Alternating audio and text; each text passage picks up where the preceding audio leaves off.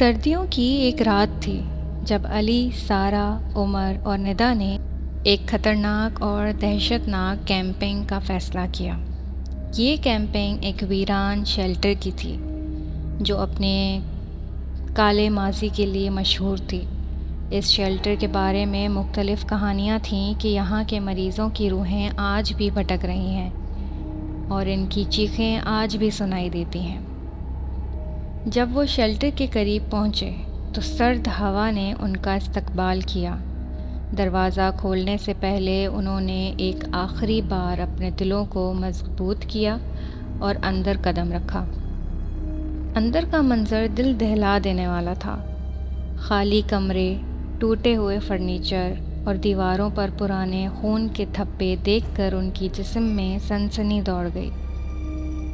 جیسے ہی وہ اندر گئے، سارہ نے ایک ٹارچ نکالی اور اسے آن کر کے آگے بڑھنے لگے۔ ان کے قدموں کی آہٹ خاموشی میں گونج رہی تھی۔ کچھ قدم چلنے کے بعد انہیں ایک بڑی کوریڈور ملی۔ کوریڈور کے دونوں طرف کمروں کے دروازے تھے جو کھلے ہوئے تھے۔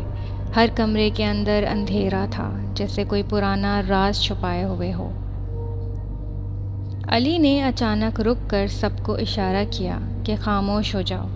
سب نے اپنی سانسیں روک لیں اور غور سے سننے لگے۔ دور کہیں سے کسی کی ہلکی سی چیخ سنائی دی۔ عمر نے کہا، یہ یہاں سے نکلنے کا وقت ہے، لیکن علی نے کہا، ہم یہاں تک آ گئے ہیں، اب پیچھے نہیں ہٹ سکتے۔ ہمیں اس شیلٹر کے رازوں کو جاننا ہے۔ وہ آگے بڑھتے گئے اور ایک کمرے کے دروازے کے پاس پہنچے۔ دروازہ آہستہ آہستہ کھولا اور اندر داخل ہو گئے۔ کمرہ خالی تھا، لیکن کمرے کی دیواروں پر عجیب و غریب نشانیاں تھیں۔ ندا نے ایک دیوار کی طرف اشارہ کیا جہاں خون کے دھبے واضح تھے۔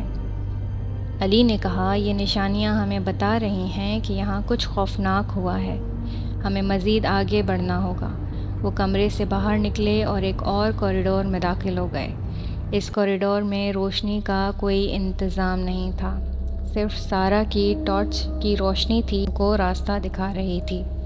اچانک ندا نے چیخ ماری۔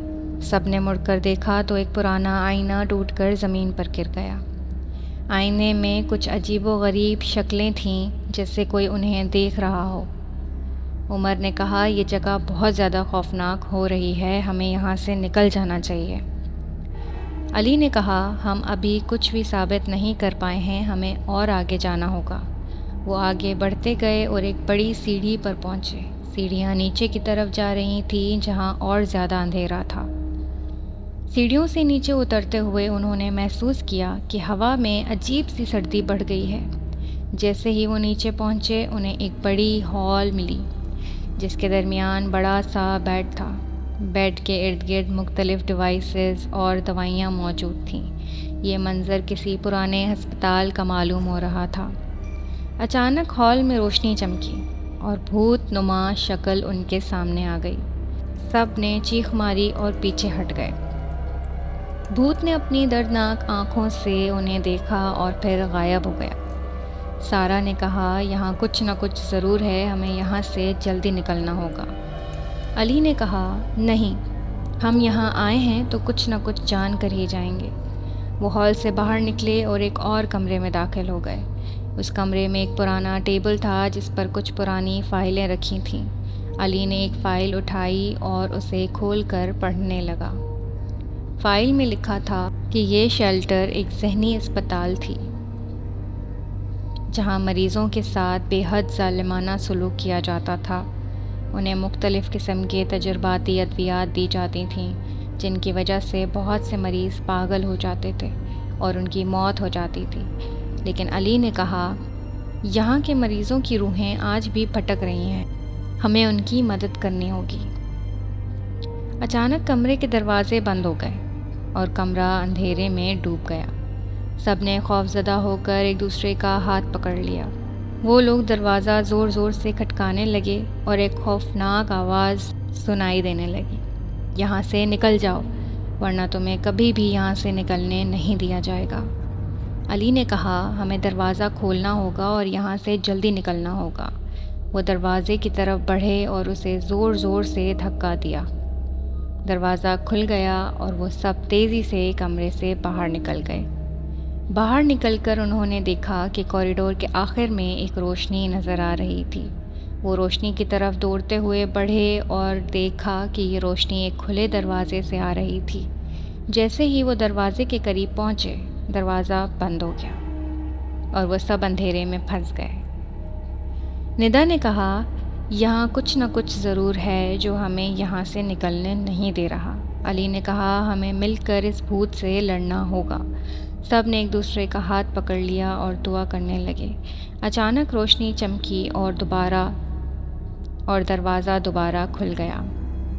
وہ سب دروازے سے باہر نکلے اور دوڑتے ہوئے باہر کی طرف بڑھنے لگے۔ جیسے ہی وہ شیلٹر کے دروازے کے قریب پہنچے، انہوں نے محسوس کیا کہ کوئی ان کا پیچھا کر رہا ہے۔ انہوں نے پیچھے مڑ کر دیکھا، وہی بھوت ان کے پیچھے تھا۔ سب نے زور سے دروازہ کھولا اور باہر نکل گئے۔ باہر کی ہوا نے ان کا استقبال کیا اور انہوں نے سکون کی سانس لی۔ شیلٹر کے دروازے کے باہر کھڑے ہو کر انہوں نے دیکھا کہ بھوت اندر ہی رہ گیا ہے۔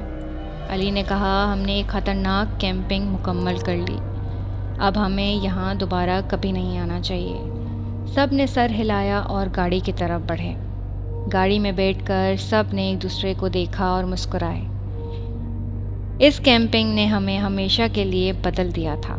انہوں نے ایک ساتھ بہت کچھ دیکھا اور سہا تھا، لیکن وہ جانتے تھے اس شیلٹر کے راز کبھی بھی ان کے ذہن سے مٹ نہیں سکیں گے۔ گاڑی چلاتے ہوئے انہوں نے ایک آخری بار شیلٹر کی طرف دیکھا اور وہاں سے دور نکل گئے۔ ان کی زندگیاں بدل چکی تھیں، لیکن انہوں نے ایک بات سیکھ لی تھی کہ کچھ جگہیں ایسی ہوتی ہیں جہاں جانے سے بہتر ہے کہ دور ہی رہا جائے۔ اس رات کی خاموشی میں شیلٹر ہوم کے اندر روحیں اب بھی بھٹک رہی تھیں۔ ان کی چیخیں اب بھی سنائی دے رہی تھیں۔ وہ جگہ آج بھی اپنے کالے ماضی کے ساتھ زندہ تھی اور اس کے بھوت ہمیشہ کے لیے وہاں کے رہنے والے تھے۔ تو ویورز، کیسی لگی آپ کو یہ آج کی سٹوری؟ آئی ہوپ کہ آپ کو پسند آئی ہوگی۔ اگر آپ کو یہ سٹوری پسند آئی ہے تو لائک کریں، شیئر کریں، کامنٹ کر کے بتائیں کہ اور کس طرح کی سٹوری آپ سننا چاہتے ہیں، اور سبسکرائب کرنا بالکل نہیں بھولیے گا، کیونکہ آگے آنے والی ویڈیوز آپ کو ملتی رہیں گی۔